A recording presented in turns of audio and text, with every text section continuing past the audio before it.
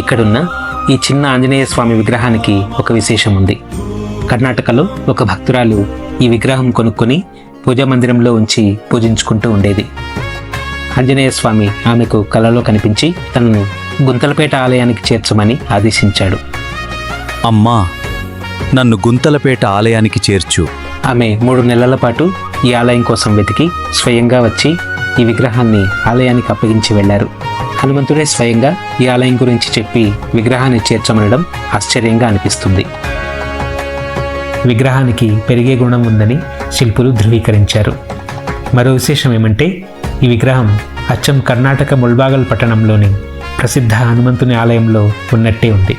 ఈ ఆలయం రామసముద్రం కంటే ముందు నుండి ఉండేదని, చాలా విశాలంగా ఉండేదని, ఈ ప్రాంతంలో జరిగిన యుద్ధాలలో గ్రామంతో పాటు ఆలయం కూడా శిథిలమై ఇప్పుడున్న చిన్న ఆలయంగా పునర్నిర్మించబడిందని కూడా తెలుస్తోంది. మహిమాన్వితమైన క్షేత్రం అన్నమయ్య జిల్లా రామసముద్రం మండలంలోని గుంతలపేట గ్రామంలో ఉన్న శ్రీ ఆంజనేయ స్వామి ఆలయం. ఫుల్ వీడియో కోసం క్రింద ప్లే బటన్ టచ్ చేయండి. Thanks for watching.